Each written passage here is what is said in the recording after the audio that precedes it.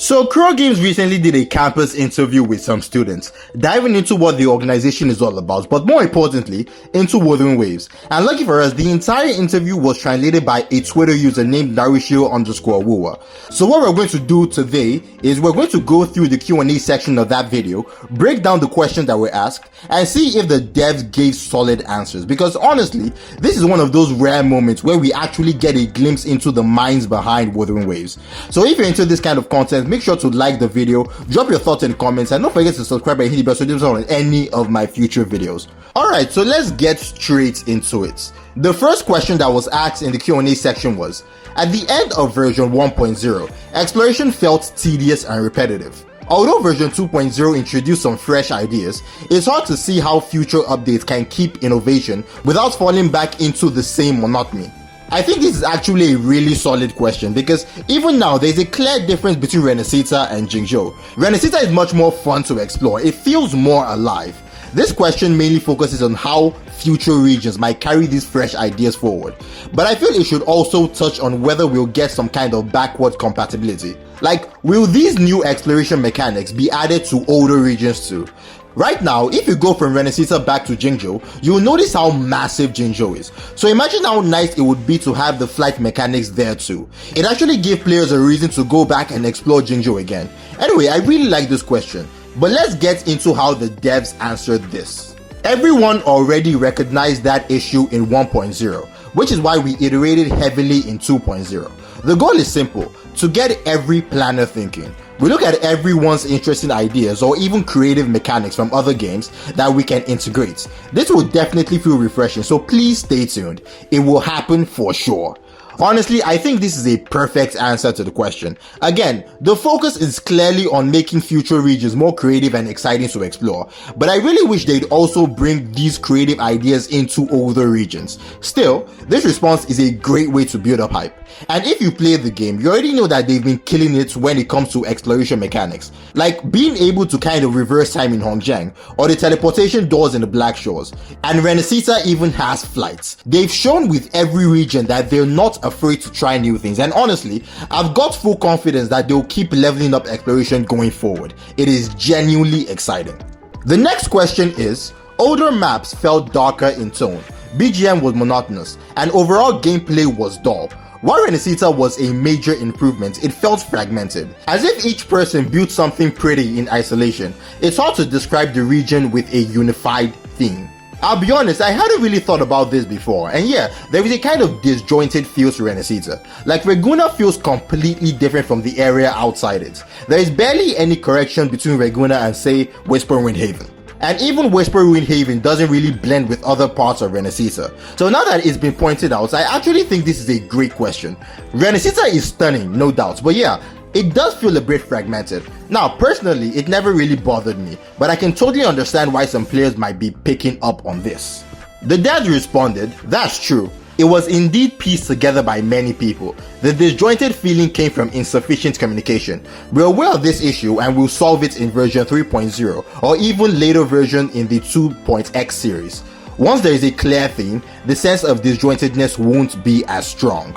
Wow, this is actually a really cool bit of insight. I mean, I honestly didn't expect a lack of communication to be the reason, especially since Renesita is entirely a new region.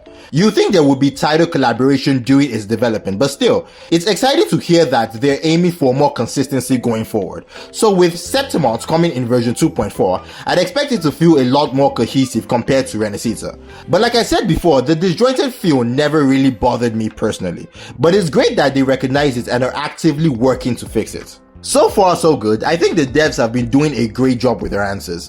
They've made it pretty clear how they view their own game and the issues players have been pointed out. The fact that they openly acknowledge the problems with exploration in 1.0 and the disjointedness in Renesita, it shows they're not out of touch, and honestly, the promises they've made even better. Knowing that future regions will have more engaging exploration, and they're working to fix that lack of cohesion in Renesita throughout the 2.x series leading into 3.0, that is really reassuring. So yeah, I think things are looking good so far.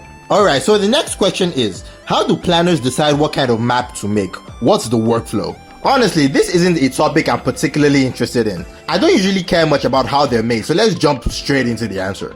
The dev said narrative, level, quest, and programming planners all sit down together to discuss what we want to make. Everyone shares ideas one by one and we consolidate them based on data. I mean, that's a solid answer, but nothing too groundbreaking. It's kind of what you'd expect, right? Any team working on a game would probably approach it in this way. The core people involved in shaping the world come together, pitch their ideas, and figure out what sticks. So yeah, nothing too deep here. Let's just move on straight to the next question. I'm a veteran of Wuthering Waves and Punishing Grey Raven, and I think the 4-person team setup, stationary dialogues, map, art, tech, and story are all great. Before Wuthering Waves came out, I used to play a competitor title, Genshin, and this includes critical feedback about Genshin Impact, most likely. Before we dive into the dev's response, I want to say this. Yeah, we all know there is a ton of competition in the gacha space. These games are constantly trying to outdo each other.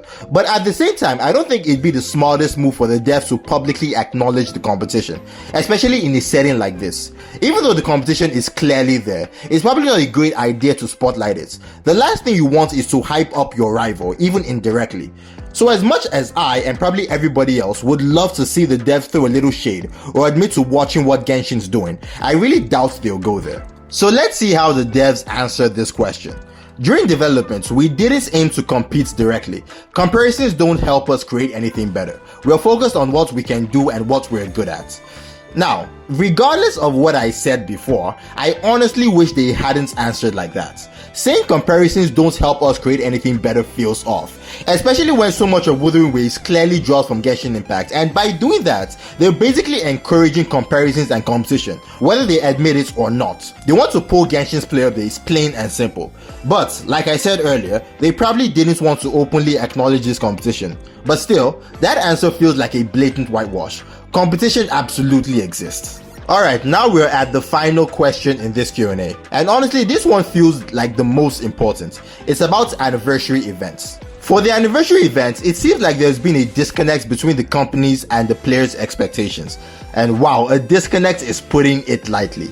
That is a massive understatement. There was absolutely a huge gap between what players expected and what the company delivered. And to be honest, I've said this multiple times already, this anniversary just wasn't it. And I'm not even talking strictly about the rewards, I'm talking about the version as a whole.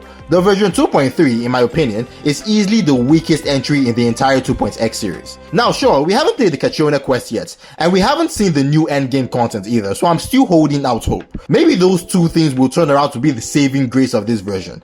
But as far as the anniversary experience goes, it has been very underwhelming. So I'm really curious to see how Kuro would address this question. Yes, version 2.3 didn't do well. We've already apologized, it was an issue. For the next anniversary, we will take it more seriously. Operations is aware of the problem. We're learning and growing with each mistake. Everyone encounters problems, but we accept them and improve. This is the best feedback we can give our players. Okay, starting with the good, I actually think that the first line where they say yes, version 2.3 didn't do well is one of the best things they could have said. That kind of open acknowledgement is rare and honestly appreciated. Hearing them say that they recognize the failure of this version and that they've openly apologized shows some humility and awareness. But the rest of the answer honestly just feels weak. Saying we'll do better next year as the core of their response is not enough. That is a whole year away. Players are experiencing this disappointment now. It would have been much stronger if they had said something like, here's what we have in store to make it up to you, or tease some upcoming plans in the lead up to 3.0. But just giving vague assurances that operations is aware and they're learning doesn't really inspire confidence. It kind of feels like we're being told to lay off. Like, listen, I don't necessarily doubt that the next anniversary will be better, especially if they're planning to roll out the cyberpunk theme content. But it would have been a lot more reassuring if they'd share something concrete to look forward to. As it stands, this was probably the weakest response in the entire Q&A. A misstep in an otherwise solid session. So what do I think of the entire Q&A? Like I said at the start, it gives some real insights into the dev team. Besides the anniversary response, I believe the devs are serious about their game and their approach. They openly admit when they mess up and actually work on fixing those mistakes, which is more than you can say about, say, the Genshin devs. That kind of honesty and willingness to improve is refreshing. I really like how they keep saying, we know this wasn't great and we're doing better. That is a strong point. But then, when you get to the anniversary response, that is a whole different story. The anniversary response felt way too much like something straight out of HoYoVerse's playbook. Honestly, I kept thinking I was reading a HoYoVerse dev statement. The anniversary should be the best time of the year for a game. It's that moment in a game's life where they should not be worried about anything else except making the player base as happy as possible. I mean, Kuro really dropped the ball this time, both with the rewards and the version itself. So hear them say, "We'll do better next year," just sounded like a repeat of HoYoVerse's typical line, and I did not like that one bit. And if I'm being completely honest, due to the anniversary, right now my trust in Wuthering Waves have somewhat diminished. So going forward, I hope Kuro Games does everything they can to win me back. Make me fully believe in them like I did before this anniversary. That's really what I want to see. But what about you? Do you think Kuro Games is different? What do you think about the whole anniversary situation? And what do you think about the answers they gave in this entire session? Let me know your thoughts in the comments below, and as always, I'll catch you in the next one.